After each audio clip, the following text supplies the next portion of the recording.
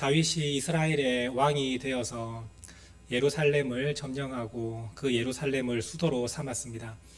그리고 자기가 있는 그 예루살렘에 하나님의 임재의 상징인 그 언약궤를 모셔 올리기로 결정을 합니다.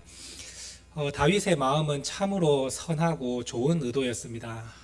하나님과 함께 있기를 원했고 또 이스라엘은 하나님이 통치하시는 나라라는 것을 온 백성들에게 나타내기 위해서 하나님의 임재의 상징인 언약궤를 자기의 수도인 예루살렘으로 옮기려고 했습니다.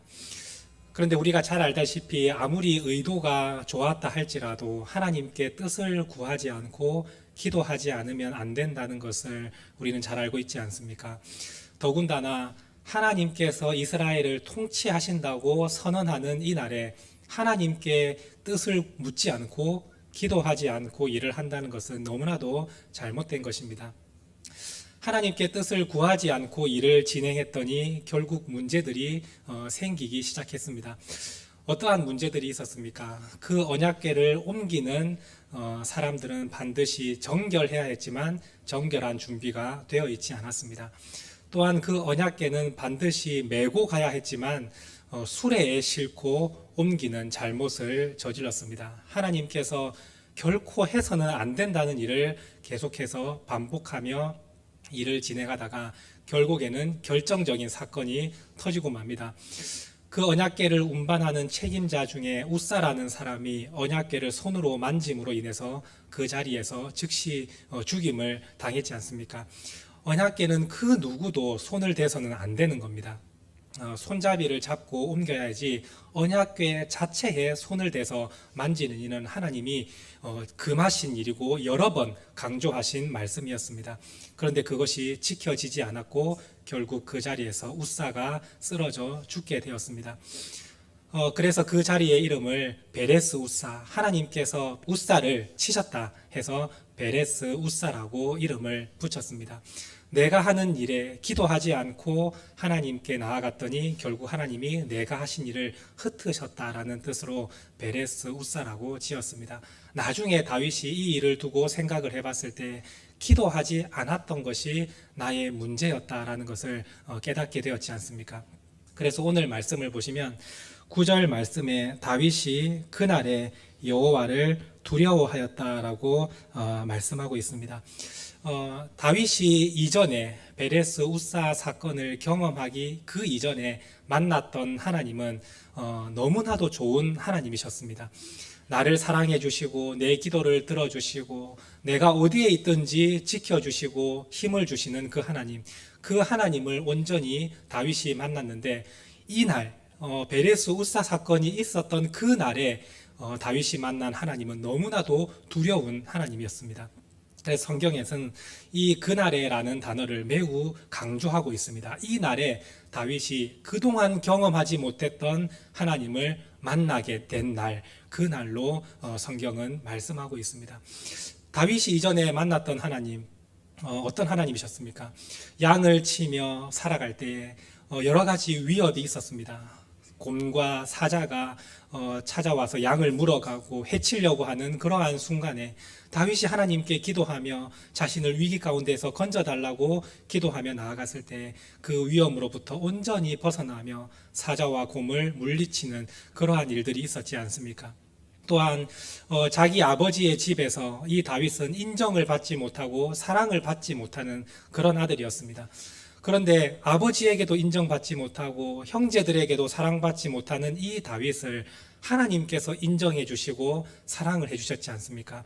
그 많은 형제들을 제쳐두고 다윗이 내 마음에 합한 자라 말씀하시며 이 다윗을 내가 이스라엘의 왕으로 삼겠다고 말씀하시면서 그 가족 가운데 가장 존귀한 자로 하나님께서 세워주셨습니다. 골리앗과 싸워서 이기는 은혜를 주시고 10년 동안의 도피 생활 가운데에서도 하나님은 다윗과 함께 하시며 힘을 주시고 용기를 주셨고 또한 이스라엘의 왕이 되었을 때 가장 까다롭고 힘들다는 블레셋과의 전투에서 2번이나 싸워서 크게 승리하는 기적을 경험하였습니다. 그래서 하나님의 말씀을 붙들고 나아갔을 때 그 대적들이 흩어지는 바알 브라심의 은혜를 경험했던, 그 하나님을 경험했던 사람이 이 다윗 아니겠습니까? 너무나도 좋은 하나님이셨는데 오늘 이 날, 이 상황에서는 너무나도 두려우신 하나님을 만난 것입니다. 다윗은 왜 이런 일이 일어났는지를 알지를 못합니다. 뭐가 잘못됐는지, 하나님께서 나에게 왜 이렇게 화를 내시는지 알 수가 없습니다. 기도하지 않으니 그 원인을 찾을 수 없는 것입니다. 완전히 혼란스러워졌고 그 마음 가운데는 근심이 생겼습니다.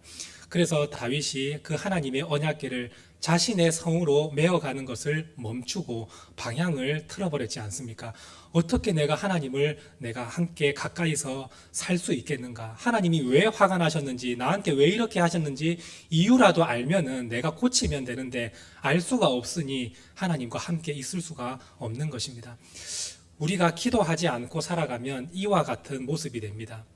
왜 나에게 어려운 일이 생기는지, 왜 하나님께서 나를 두렵게 하시는지, 나에게 일어나는 일들이 왜 이렇게 되는 것인지 알 수가 없고 정돈이 되지가 않습니다.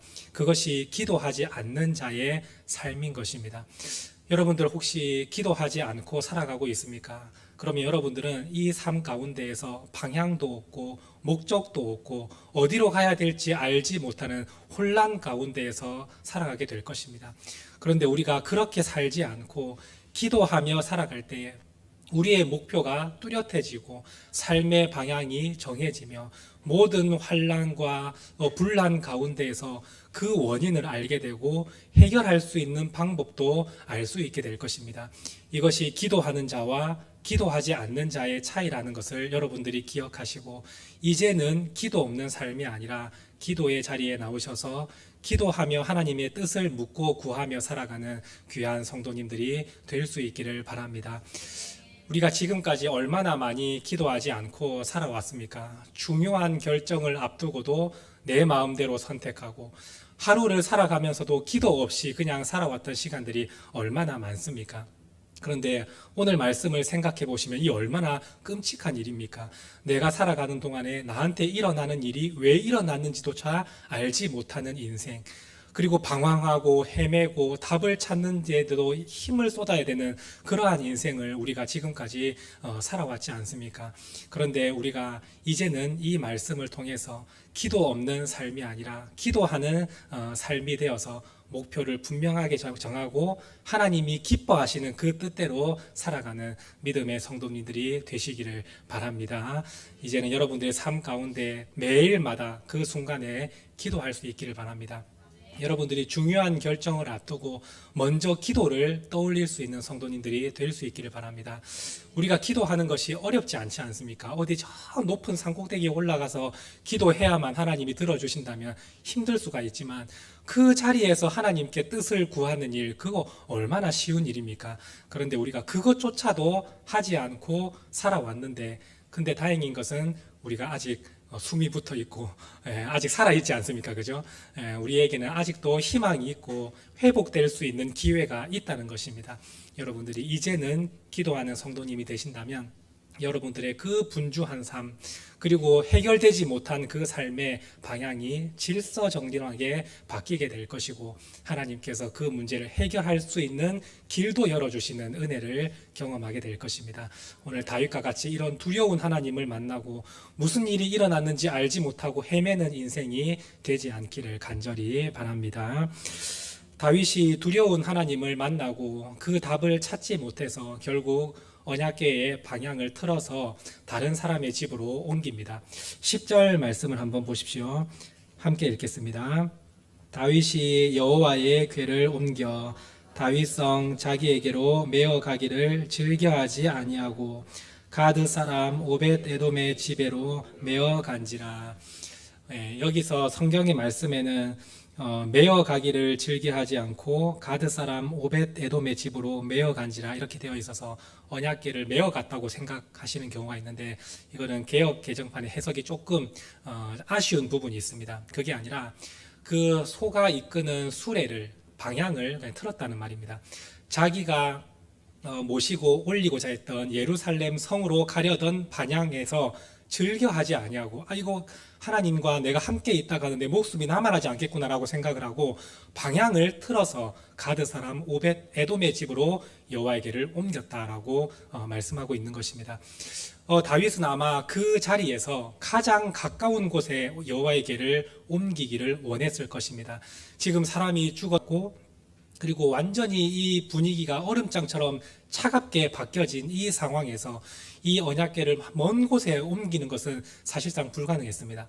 그 자리에서 가장 가까운 곳에 모실 수 있는 사람이 누구인지 아마 그 자리에서 레위인이 누구인지를 찾았을 것이고 레위인 중에 가장 가까운 집으로 옮기기를 원했을 것입니다. 그 사람이 바로 가드 사람 오벳 에돔이라는 사람입니다. 오벳 에돔이 자기가 원해서 우리 집으로 그러면 오십시오, 제가 모시겠습니다라고 한 것도 아니고 다윗이 그곳에서 찾아서 그냥 오벳 에돔의 집에 맡겨버린 것입니다. 그래서 이 언약궤를 맡은 사람을 표현할 때 이 성경도 참으로 곤란하다는 것을 보여주고 있습니다. 왜냐하면 가드 사람 오벳 에돔이라는 것은 언약궤를 모실 수 있는 사람과는 너무나 거리가 멀어 보이는 인물이기 때문입니다. 그래서 성경에서 두 번이나 반복하고 있지 않습니까? 가드 사람 오벳 에돔의 집에, 또 11절 말씀에도 하나님의 궤를 가드 사람 오벳 에돔의 집에 두 번이나 반복한다는 것은 그만큼 뜻이 있다는 것입니다. 여호와의 궤를 보관할 수 없는, 보관할 자격이 없는 그러한 사람이 가드 사람 오벳 에돔이었습니다. 이 성경에서 이 오벳 에돔을 레위인으로 설명하고 있지만 오늘 말씀에서 차라리 여호와의 궤를 모신다면 레위 지파 오벳 에돔이라고 하면 조금 더 낫지 않겠습니까? 그죠? 그리고 이 사람이 진짜 믿음 있는 가문이고 명문 가문이었다면 누구의 손자이고 누구의 아들이고 이런 표현이 반드시 등장합니다. 그런데 아무도 알아주지 않고 그 사람의 출신 자체가 뭔가 문제가 있기 때문에 가드 사람 오벳 에돔이라고 붙인 것입니다. 가드 사람, 어떤 의미입니까? 이 가드 사람이라는 것은 블레셋에 있는 도시 가드 지역을 의미하는 겁니다. 그래서 성경 학자들도 이건 너무하지 않느냐, 어떻게 블레셋 그 지역에 속했던 그 출신의 사람이 언약궤를 모실 수 있느냐, 이 가드는 블레셋 지역을 의미하는 가드가 아닐 수도 있다라고 변호하기도 합니다. 그래서 레위 지파 사람들이 모여 살았던 가드 림몬이나 가드 헤벨이라는 지역에서 그 가드를 의미하는 것이라고 해석하는 사람도 있는데, 성경에서 가드 사람이라고 하면 무조건 블레셋 도시 가드를 의미하는 말입니다. 이것은 어쩔 수 없이 그 지역을 뜻하는 표현임은 이것은 인정할 수밖에 없는 것입니다. 아마도 이 오벳 에돔의 그 할아버지나 그 가문에 있는 사람이 어떤 이유에서든 포로로 잡혀갔든 그냥 그 블레셋으로 이주를 했던 어떤 의미에서든지 가드 지역으로 간 것입니다. 그곳에 가서 사는데 하필 이름도 오벳 에돔입니다. 차라리 이름이 너무나도 이름 있는, 보통 믿음이 좋은 가문에서 이름이 붙여지면 야자라는 이름이 붙고 엘자라는 이름이 붙습니다. 예를 들면 사무엘 같은 경우에는 이 엘이 하나님을 의미하는 단어이지 않습니까? 그래서 사무엘 하면 하나님이 들으셨다, 이러한 이름으로 믿음이 좋은 가문에서 붙여지는 이름입니다. 야자가 붙으면 이 여호와라는 단어입니다. 그래서 이사야라고 한다면 여호와께서 구원하신다, 이런 의미가 됩니다. 그런데 오벳 에돔이라는 뜻은, 오벳은 종을 섬기다라는 단어이고 에돔은 이스라엘과 그 쌍둥이 형제였던 에서의 그 민족을 의미합니다. 그래서 에서의 민족을 섬기는 자, 에돔의 종이라는 뜻입니다. 이스라엘 사람들은 이러한 이름을 사용하는 것은 사실상 이건 말이 안 되는 이름입니다. 근데 출신도 블레셋에서 온 출신입니다. 가드 사람이고 에돔을 섬기는 자, 이러한 이름을 붙였다는 것은 그 가문이 얼마나 하나님으로부터 멀어져 있고 믿음에서 벗어나 있는지를 그냥 이 문장을 통해서도 알 수가 있는 것입니다. 이런 자에게 하나님의 언약궤가 들어갔고 그 집에 이 사람이 모시게 되었습니다. 오벳 에돔은 하나님을 너무나 사랑하고 하나님을 신실하게 섬기는 자입니다. 그런데 자기의 아버지와 할아버지와 그의 출신의 가문은 누가 봐도 하나님으로부터 멀어져 있고 믿음 없는 가문이라고 사람들은 얘기하는 그러한 집이었습니다. 그러면 오베데돔의 입장에서는 이것이 얼마나 컴플렉스가 되었겠습니까? 사람들은 누구나 얘기합니다. 가드 사람 오베데돔이라고.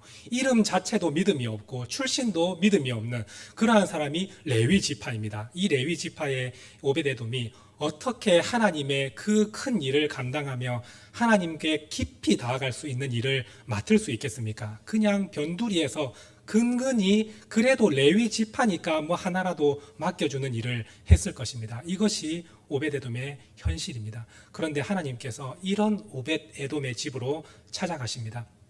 그 언약궤가 위태롭게 아비나답의 집에서 산에서 내려올 때도 아무 이상 없이 내려왔는데 마침 그 나곤의 타작마당, 그 평지와 같이 넓은 곳에서 소들이 날뛰기 시작하므로 언약궤가 흔들렸고 우사가 그 자리에서 죽었습니다.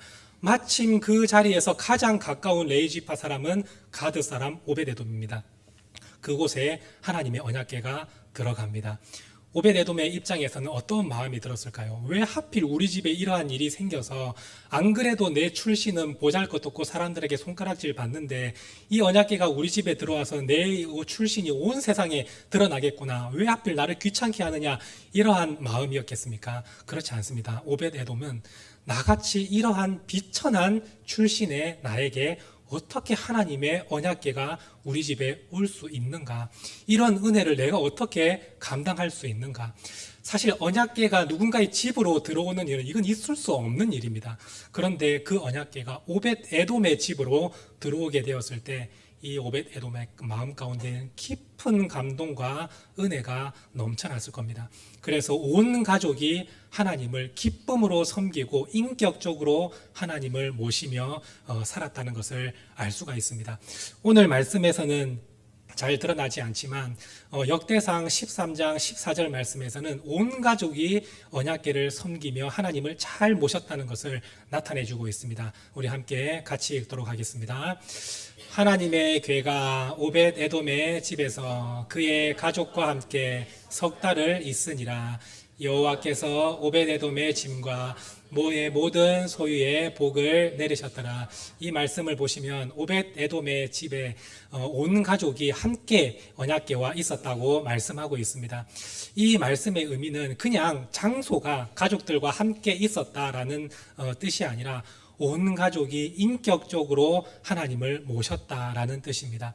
모든 가족이 한 마음으로 그 하나님의 은혜를 생각하며 비천한 나 같은 이러한 출신의 사람에게도 하나님께서 찾아오셔서 은혜를 주시고 이렇게 회복될 수 있는 하나님의 놀라우신 축복을 주시는 그 하나님을 감사하게 생각하며 하나님을 모셨습니다.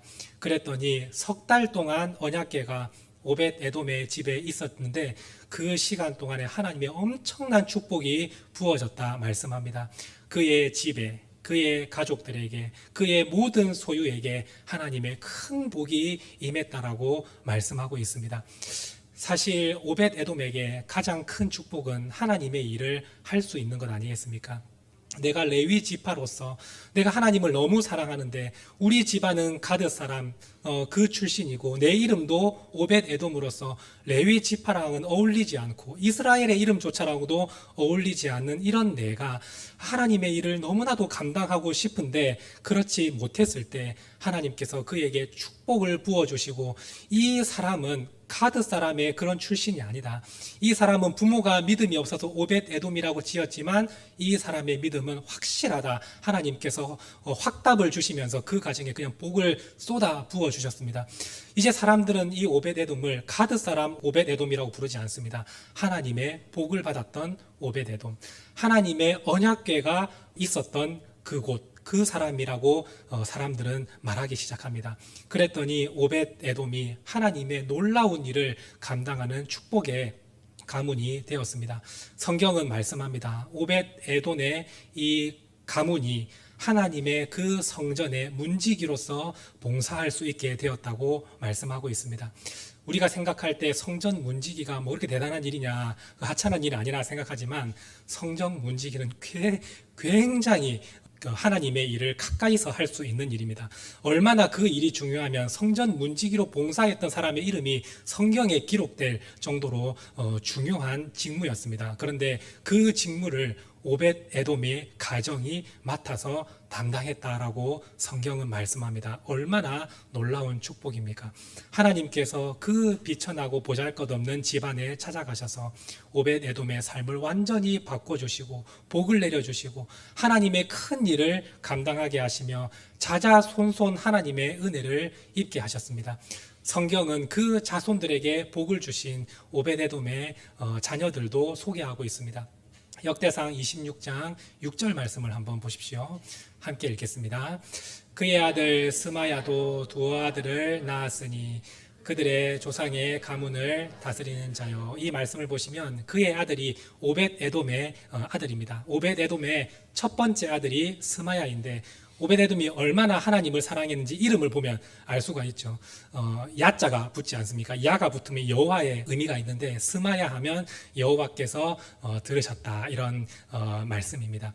사무엘과 비슷한 이름이라고 할 수 있겠습니다. 그렇게 이름을 두었습니다. 여호와께서 내 기도를 들으셨다라는 이름으로 그 첫 번째 아들 이름을 스마야로 두는 그 믿음을 가지고 있었던 사람이 이 오벳 에돔인데 그가 손자가 조상의 가문을 다스리는 조상의 족장이 된 큰 용사였다고 말을 합니다. 또한 그들의 자녀들에게 어떠한 능력이 있는지 8절 말씀도 함께 읽도록 하겠습니다.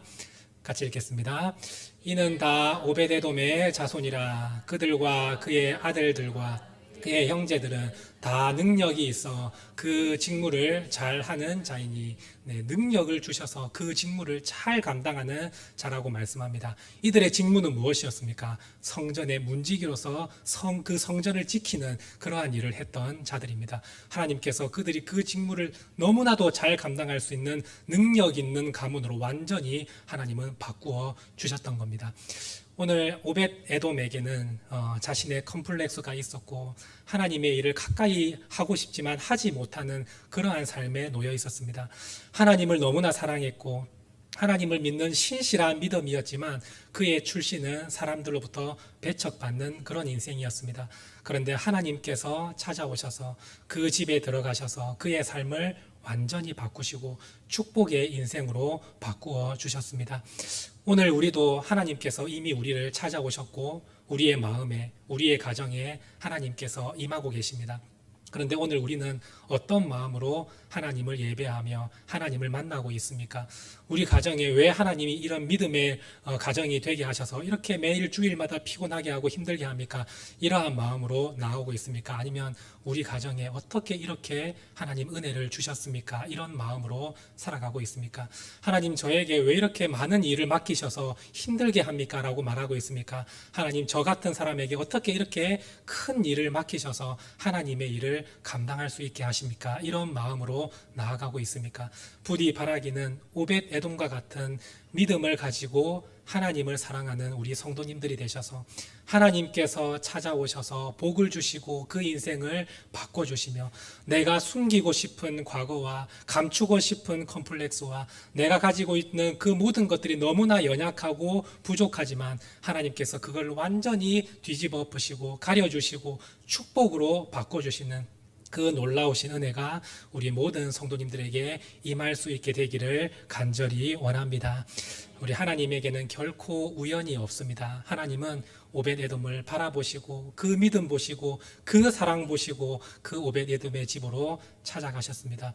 오늘 우리도 하나님께서 선택하여 주셨고 믿음의 사람으로 바꾸어 주셨습니다. 이제 우리가 온전한 마음으로 하나님을 사랑하며 주님을 붙들 때에 여러분들의 인생에 하나님께서 함께 하시고 모든 삶을 축복으로 바꾸시며 인도해 주시는 그 하나님의 풍성한 은혜를 누리며 살아가는 귀한 성도님들이 되시기를 간절히 바랍니다. 함께 기도하시겠습니다. 하나님 아버지 감사드립니다. 오늘 우리에게 은혜를 더하여 주시고 하나님의 전에 나와 예배 드릴 수 있게 하심에 감사를 드립니다. 오늘 이 자리에 함께한 우리 모든 성도들을 하나님께서 붙드시고 이 마음 가운데에 주님께서 우리를 찾아와 주시고 우리를 만나 주시고 변화시켜 주시는 그 은혜를 깊이 묵상하며 하나님을 더욱더 사랑하며 하나님을 잘 섬기는 믿음의 성도들이 될 수 있도록 도와주시옵소서. 오벳 에돔의 복을 받기 전에 먼저 오벳 에돔과 같은 마음이 우리에게 임하기를 원합니다. 주님을 간절한 마음으로 모실 수 있는 우리 성도들이 되게 하여 주시고, 내 마음 가운데, 우리 가정 가운데에 찾아오신 하나님을 존귀하게 여기며 주님께 영광 올려드리며 주님을 사랑하는 우리 모든 성도님들 되어서 오벳 에돔에게 주신 하나님의 그 놀라우신 축복이 우리 모든 성도들에게 넘쳐나며 자자손손 복을 받고 하나님의 큰 일을 감당해내는 믿음의 성도들이 될 수 있도록 함께하여 주시옵소서. 감사드리며 예수님의 이름으로 간절히 기도드립니다. 아멘.